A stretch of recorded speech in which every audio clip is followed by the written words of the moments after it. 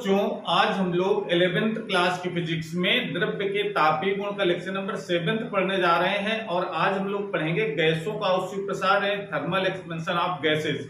इसके पहले हम लोगों ने ठोसों का औष्णिक प्रसार और द्रवों का औष्णिक प्रसार पढ़ चुके हैं। और उसमें हम लोगों ने पढ़ा है कि ठोसों में जो औष्णिक प्रसार होता है वो 3 प्रकार का होता है। एक रेखीय प्रसार, दूसरा क्षेत्रीय प्रसार और तीसरा आयतन प्रसार।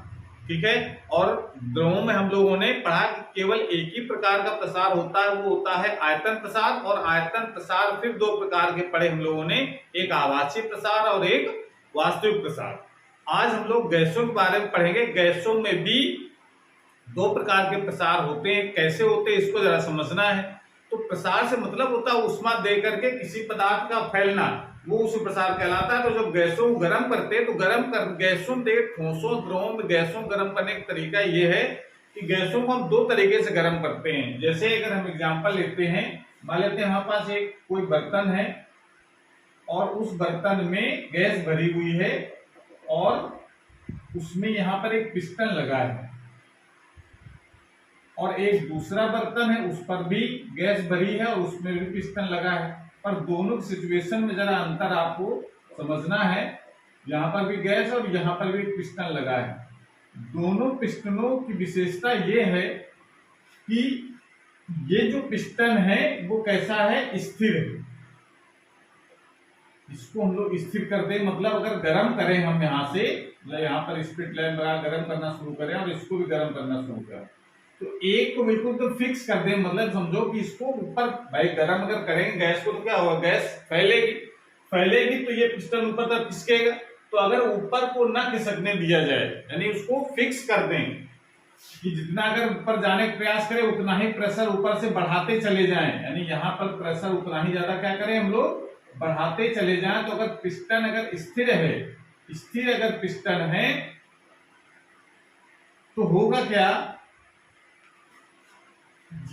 इसका आयतन जो है फिक्स हो जाएगा और इसका ताप बढ़ना स्टार्ट होगा। ठीक है ना। तो इसका मतलब आयतन फिक्स जब हो जाएगा, बढ़ नहीं पाएगा। जब हम ऊष्मा देंगे तो वो आयतन तो नहीं बढ़ेगा, लेकिन क्या बढ़ जाएगा, उसका दाब। तो ये कहा जाता है कि इसमें दाब प्रसार हो रहा है। कब होगा दाब प्रसार, जब उसका आयतन स्थिर होगा।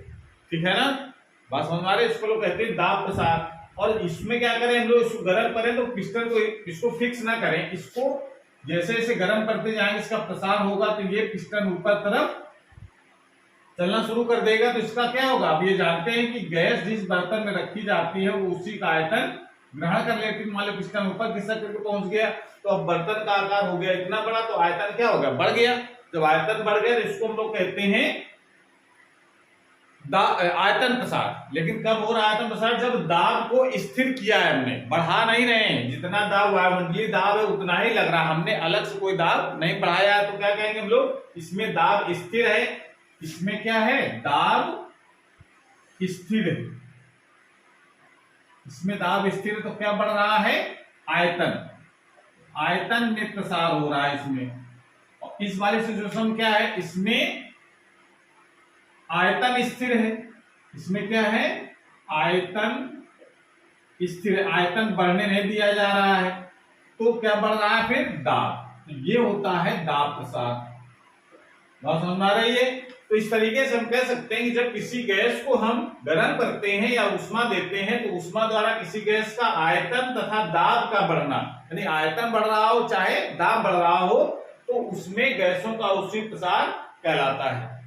बात समझ में आ रही है। इसका मतलब ऊष्मा द्वारा किसी गैस का दाब या आयतन का बढ़ना, ये गैसों का औष्णिक प्रसार कहलाता है। बात समझ में आ रही। अब यहाँ चूंकि 2 तरीके से प्रसार हो रहे हैं, दाब में भी हो रहा है और आयतन भी हो रहा है, तो इस प्रकार कह सकते हैं गैसों में जो ऊष्मीय प्रसार होता है वो 2 प्रकार का होता है, एक आयतन प्रसार और एक दाब प्रसार। आयतन प्रसार कब होगा, जब हम दाब को स्थिर करेंगे, यानी दाब हम बिल्कुल नहीं बढ़ाएंगे, जो वायुमंडलीय दाब उतना ही लगेगा। तो क्या हो, गर्म करने से इसका प्रसार होना शुरू होगा। तो क्या बढ़ रहा है, उसका आयतन।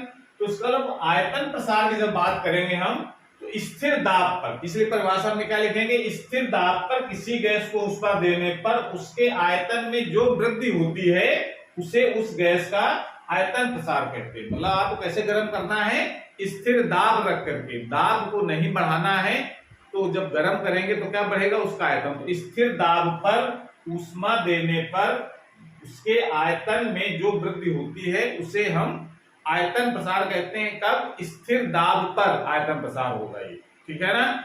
और जब आयतन प्रसार होकर हो रहा है तो उसका गुणांक भी होगा। तो गैसों का आयतन प्रसार गुणांक की परिभाषा क्या लिख सकते हैं? जो आयतन प्रसार गुणांक की परिभाषा है सिर्फ उसी में है। आपको शर्त ये रखनी है कि गर्म करना का कैसे गर्म करना है? स्थिर दाब रख करके। तो स्थिर दाब पर एकांक आयतन की गैस का ताप 1 डिग्री सेंटीग्रेड बढ़ाने पर उसके आयतन में जो वृद्धि होती है उसे गैस का स्थिर दाब पर आयतन प्रसार गुणांक कहते हैं। इसको हम लोग गामा पी से प्रदर्शित किया जाता है। किसी किसी बुक में अल्फा से भी लिखा गया है, ठीक है ना, इसलिए कंफ्यूज नहीं होना है। इसको आपको गामा पी लिखो चाहे अल्फा लिखो। तो इसमें हम लोग गामा पी से, पी मतलब होता है स्थिर दाब पर, गामा मतलब आयतन प्रसार, उससे प्रदर्शित करते हैं। तो इसका फार्मूला क्या बन जाएगा? अगर आपने आयतन प्रसार गुणांक परिभाषा अगर पहले से पढ़ रखी है ठोसों या द्रवों के लिए, तो गैसों के लिए भी यही हो जाएगी परिभाषा। तो गामा पी बराबर हम लोग क्या लिखेंगे? गामा पी इक्वल टू लिखा जाएगा आयतन में वृद्धि बटे प्रारंभिक आयतन इनटू ताप में वृद्धि। लेकिन शर्त ये रखनी है ताप में वृद्धि डेल्टा टी हो गया। इसको इक्वेशन पर आप डाल लेते हैं फर्स्ट।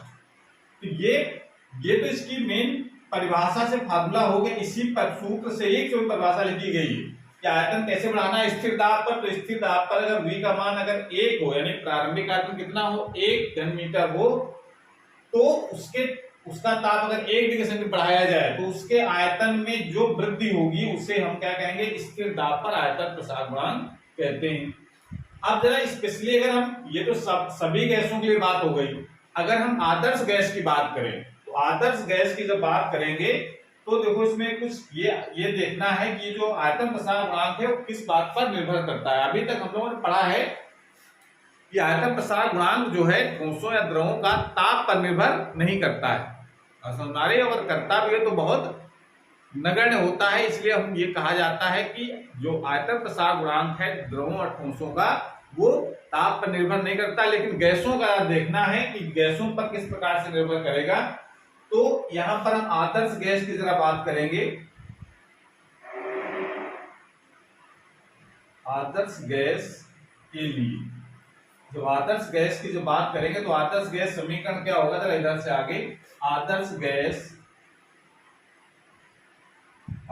गैस समीकरण, आदर्श गैस समीकरण क्या होता है? PV equal to mu R T. आदर्श गैस समीकरण होता है ये PV equal to mu R T, जहां पर P दाब, V आयतन, म्यू है मोलों की संख्या है और R है गैस नियतांक, T है उसका परम ताप। तो इसको अगर हम जब बात कर रहे हैं आयतन प्रसार की तो कैसे इसको गर्म करना है? स्थिर दाब पर। तो इसका स्थिर दाब पर अवकलन करा देते हैं। स्थिर दाब पर अवकलन करने में,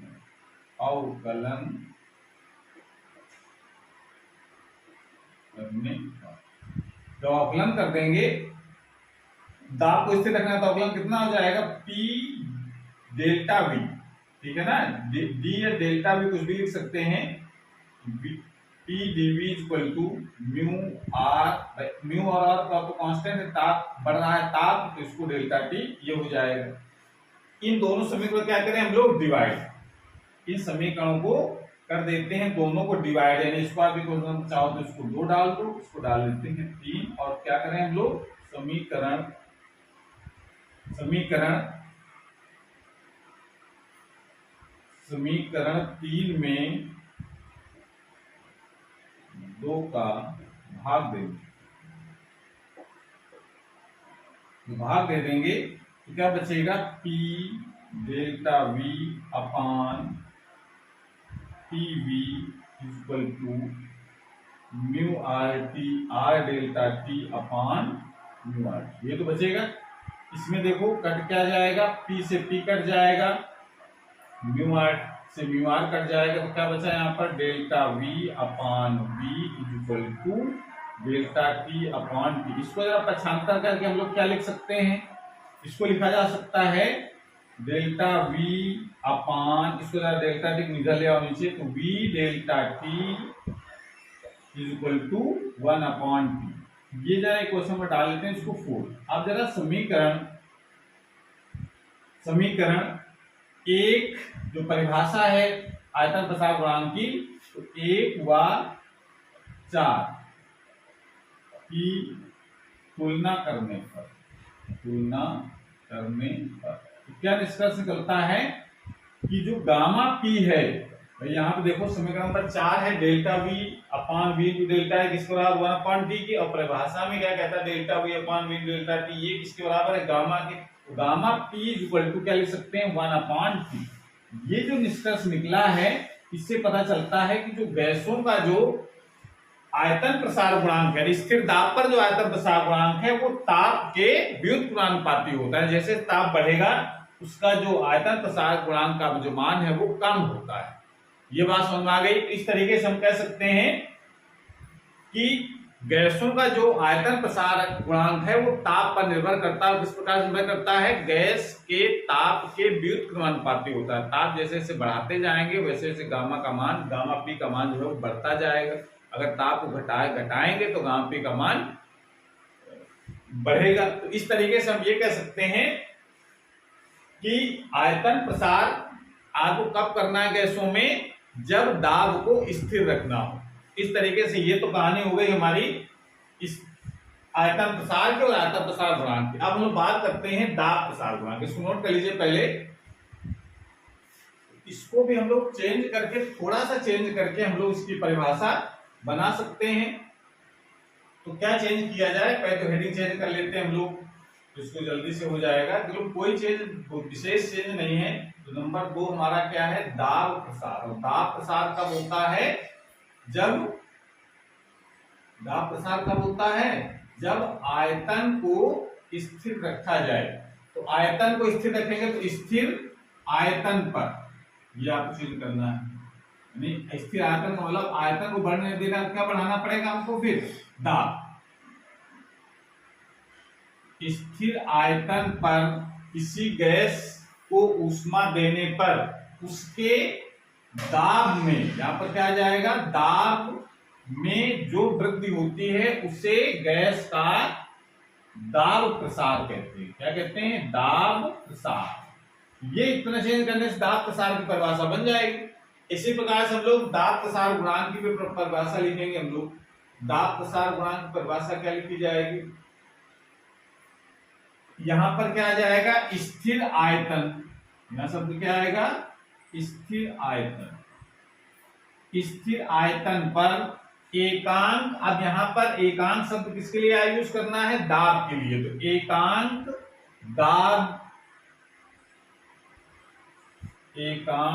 दाब वाली गैस का ताप 1 डिग्री सेंटीग्रेड बढ़ाने पर उसके दाब में जो वृद्धि होती है उसे गैस का स्थिर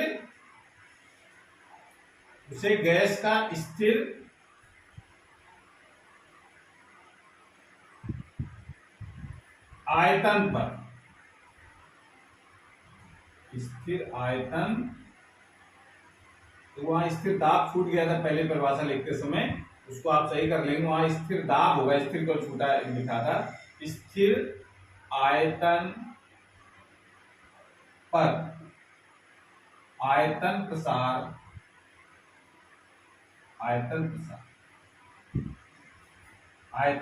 गुणांक कहते हैं। इसे गामा, और यहां सफिक्स में आपको वी लिख देना। वी मतलब स्थिर आयतन, वी से प्रदर्शित करते हैं, गामा वी से प्रदर्शित करते हैं। तो आप परिभाषा क्या लिख देंगे, स्थिर आयतन पर एकांक दाब वाली गैस का ताप 1 डिग्री सेंटीग्रेड बढ़ाने पर उसके दाब में जो वृद्धि होती है उसे गैस का स्थिर आयतन पर आयतन प्रसार गुणांक कहते हैं। ठीक है, इसे इसका सिंबल क्या है, गामा वी से प्रदर्शित करते हैं। सूत्र क्या है इसका, चेंज आ जाएगा। सूत्र में आपको चेंज करना है, यहाँ पर क्या चेंज हो रहा है, दाब। तो सिंपल इसका चेंज कर दो, यहाँ पर हो जाएगा गामा वी और यहाँ हो जाएगा डेल्टा पी, और इसका हो जाएगा यहाँ पर प्रारंभिक दाब और इंटू डेल्टा। ये हो जाएगा। ये तो इसके परिभाषा से इसका सूत्र बन गया। उसके बाद आप क्या करना है, आप जरा आदर्श गैस की हम लोग बात करेंगे। आदर्श गैस पर जो ताप प्रसार गुणांक है वो ताप पर किस पर निर्भर करता है, इसको समझने क्या करें हम लोग, बाकी प्रोसेस सेम, इसको हम लोग आदर्श गैस समीकरण लेंगे। उसके बाद यहाँ पर जो अवकलन कराएंगे वो कैसा अवकलन कराएंगे, स्थिर आयतन पर, आयतन को स्थिर रख करके अवकलन कराना है। ठीक है, स्थिर आयतन पर, स्थिर आयतन पर अवकलन करने पर, अवकलन जरा कर दोगे तो आयतन स्थिर रखना है तो क्या क्या चेंज होगा यहाँ पर, b डेल्टा p, आयतन तो स्थिर है तो ये तो अवकलन के बाहर हो जाएगा, तो p V delta A equal to mu R delta T, ये तो रहेगा। अब फिर क्या करें, समीकरण नंबर 3 में समीकरण नंबर 2 का भाग दे देंगे। जब भाग देंगे तो जरा देखो क्या चेंज आएगा, तो जरा इसके आगे हम लोग जरा समझते हैं। जब भाग दे देंगे तो क्या आ जाएगा, पी वी, सॉरी समीकरण नंबर 3 में, तो V delta V upon P V equal to mu R delta T upon mu R T. Mu R से म्यू आर कैंसिल हो जाएगा, बी से बी कैंसिल हो जाएगा, बचेगा क्या, delta P upon P equal to delta T upon P. इसको जरा पक्षांतर करके हम लोग क्या लिख सकते हैं, इसको पक्षांतर डेल्टा टी नीचे ले आओ, कह सकते हैं delta P upon P into delta T equal to क्या बचेगा हमारे पास 1 अपॉन टी। ये इस क्वेश्चन पर आप इसको डाल सकते हैं चौथी नंबर। अब जरा 4 नंबर और 1 नंबर पर नजर डालो जरा, delta P upon P into delta T, ये किसके बराबर है, यहाँ पर समीकरण नंबर 1 के अनुसार गामा बी के बराबर है। तो जरा समीकरण 1 व 4 से क्या लिख सकते हैं हम लोग, गामा बी इक्वल टू लिख सकते हैं 1 अपॉन टी, ये लिखा जा सकता है। इससे क्या सिद्ध हो रहा है कि जो स्थिर आयतन पर जो दाब प्रसार गुणांक है वो भी ताप के व्युत्क्रमानुपाती होता है। तो सिंपल सी निष्कर्ष ये निकला कि दोनों एक ही तरीके से हैं कि गामा पी हो और चाहे गामा